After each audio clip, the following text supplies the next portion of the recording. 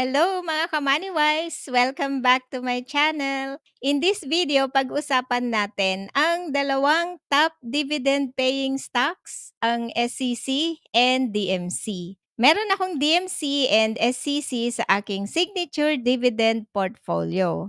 In this video, I'll walk you through their financial performance, market outlook, risk, at syempre, share ko rin ang aking plano kung sell ko na ba ang dalawang stocks na ito or hold ko pa rin.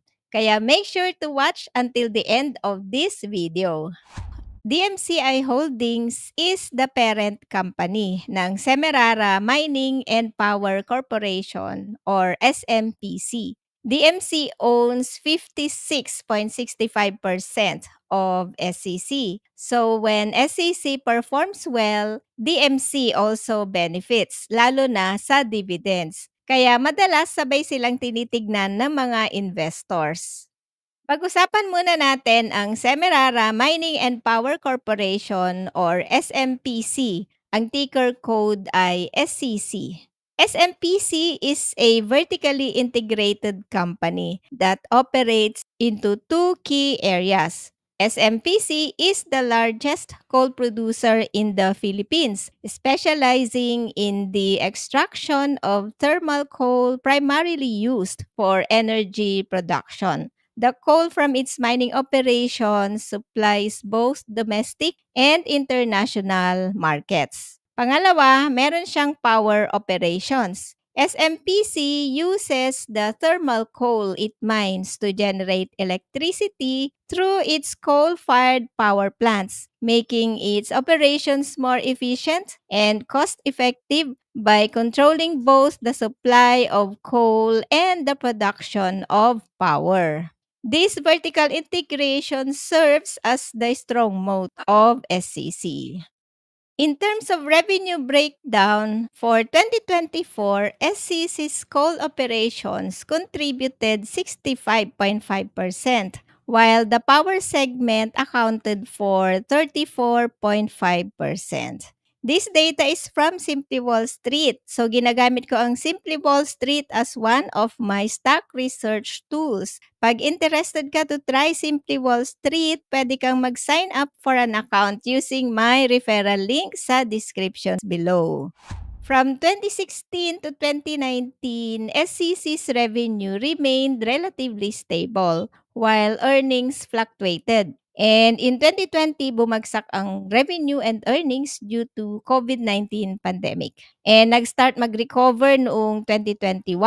And then in 2022, SCC experienced a strong rebound. And nag-peak ang performance due to global supply disruptions that caused coal prices to reach all-time highs. Kaya nag-benefit ang SCC dito. From 2023 to 2024, revenue and earnings have declined. Coal prices weakened and it began to normalize. And in 2024, total revenues fell by 15% from 76.96 billion pesos to 65.19 billion pesos. Though this was partially mitigated by record high coal shipments to China. Kaya ito ang challenge pag nag-invest sa commodity stocks like SCC kasi ang revenue and earnings are highly dependent on commodity prices and supply-demand dynamics. However, despite the decline from the exceptional highs of 2022, full year 2024 earnings remained strong compared to pre-pandemic levels. Despite the lower coal prices, margins remained healthy, showing that SCC is managing its operations efficiently. Earnings per share is a key financial metric that measures companies' profitability on a per share basis. SCC's profitability declined as coal prices declined. However, EPS remained relatively healthy compared to pre-pandemic levels. The EPS compound annual growth rate from 2016 to 2024 is 6.4%. SCC is still profitable. 'Pag nag-negative ang earnings at sobrang taas na ang utang, super high risk na yon. So 'pag gano'n, takbuhan na. Sa inflow of cash, SCC has consistently maintained positive operating cash flow, indicating that the company is consistently generating cash from its core operations. Sa efficiency, nag-decline ang ROE after niyang mag-peak noong 2022. Pero mataas pa rin naman, way above my minimum target of 15%. This indicates that SCC is efficiently using its shareholders' equity to generate profits. At napaka-healthy rin ang balance sheet ng SCC with a debt-to-equity ratio of 4.7% and meron ding cash of 9.47 billion pesos. Mataas pa rin naman ang return on invested capital or ROIC. It remains well above my 10% na minimum target.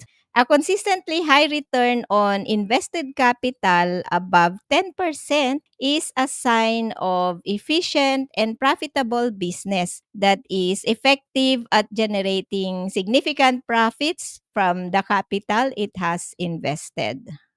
The dividend history from 2018 to 2024, SCC's dividend grew at a compound annual growth rate of 18%. This includes all the special dividends na binigay since 2018. Consistent na namimigay ng special dividends ang SCC. Even noong nagka-pandemic noong 2020 at bumagsak ang earnings, nagbigay pa rin siya ng dividend. Nag-all-time high ang dividend noong 2023 kasi nag-peak ang earnings ng SCC in 2022. Naabutan ko rin itong mataas na dividend na ito. For 2025, nakakaisang payout pa lang. So, abang-abang na lang ulit sa next payout. Pwedeng lower na sa 6 pesos ang annual cash amount. Mataas pa rin naman ang yield ng SCC. Dividend payout ratio is 75.79%. SCC has a dividend policy of 20% dividend payout of prior year's earnings. Pero ang sabi ni Ninong Consunji, since 2006, they have been giving cash dividends way above the company's cash dividend policy. Super generous ni Ninong Consunji sa mga shareholders ng SCC. Market outlook for 2025. Coal prices declined but SCC remains resilient. For 2025, while coal prices may consolidate at lower levels, SCC is actively expanding into new markets beyond China and South Korea, including India, Thailand, Japan, and Vietnam, to reduce reliance on a single major market. At the same time, they are improving operational efficiency and investing in renewable energy to protect margins and sustain long-term growth. Spot electricity prices dropped in 2024 due to lower fuel cost. And despite expectations of lower spot prices in 2025, SCC is strengthening its position by securing more contracted sales, improving efficiency, and benefiting from steady domestic demand.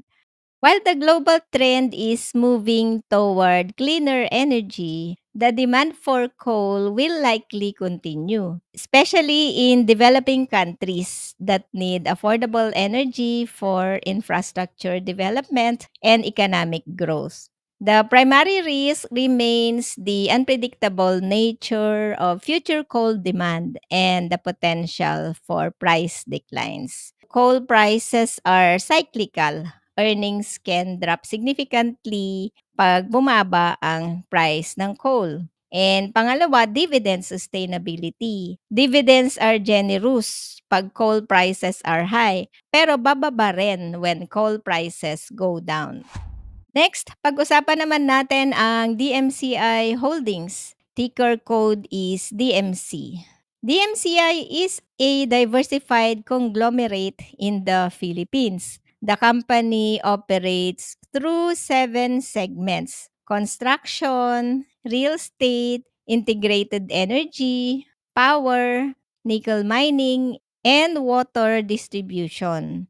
DMC owns 25% of Maynilad. And pangpito ay ang CHP. DMC's strong advantage is its diversified business model, which reduces reliance on one single industry. This helps the company manage risk better. In terms of revenue contribution, pinakamalaki ang coal mining at 38.5%, followed by power at 24.1%, construction 14.3%, real estate development 12%, and other segments at 11%. In terms of financial performance, similar ang trend ng revenue at earnings ng DMC sa SEC. Though DMC has other businesses, its biggest revenue contributor is coal mining. So when coal revenue declines, DMC is also affected.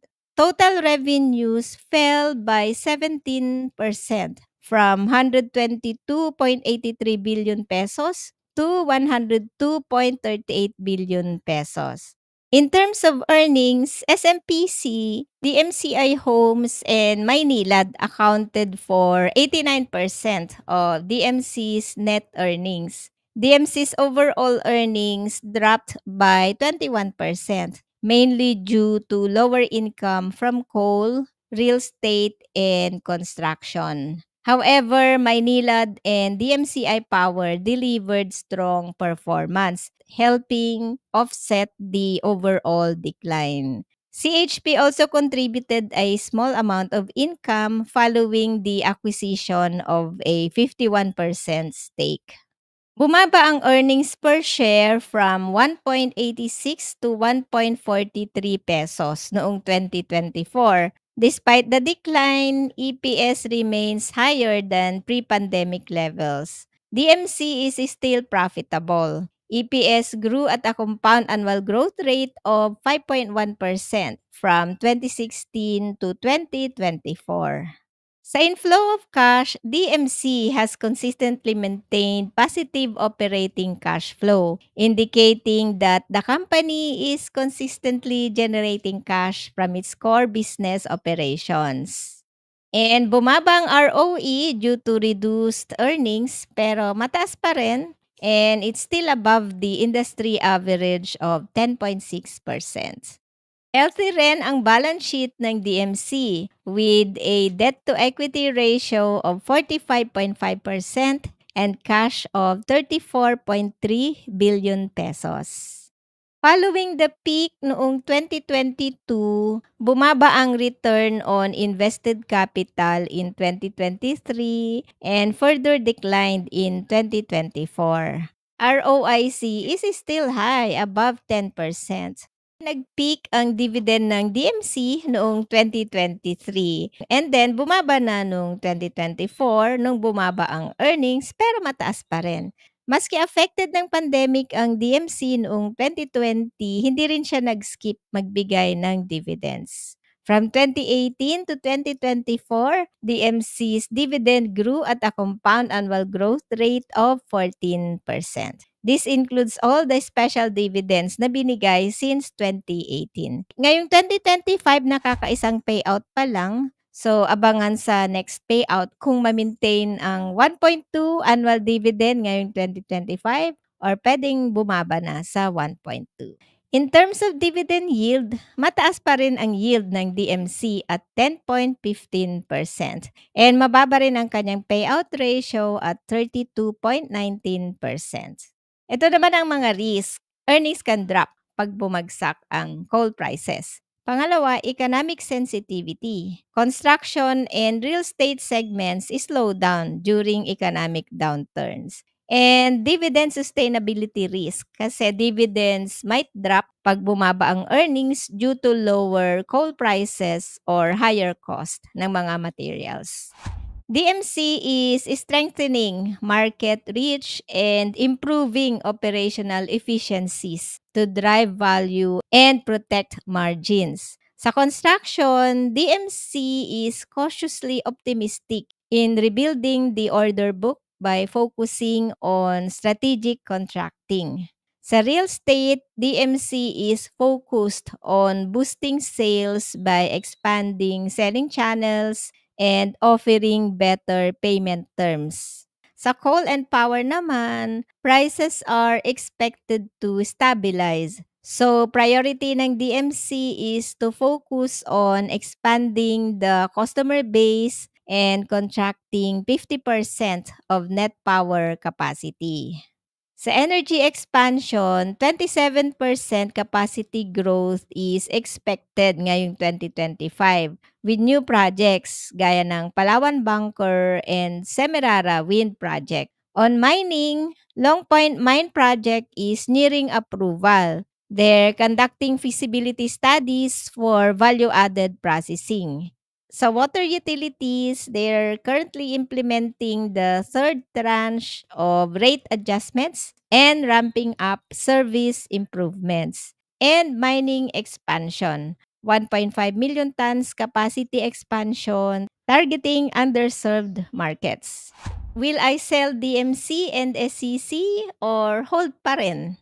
For now, hold pa rin ako sa DMC and SCC kasi both companies are still profitable and they have ongoing projects to drive value and protect their margins. And tiwala ako sa management ng Konsunji. I'll keep monitoring the fundamentals. So how about you? What's your plan sa DMC and SCC? Share your thoughts in the comments below.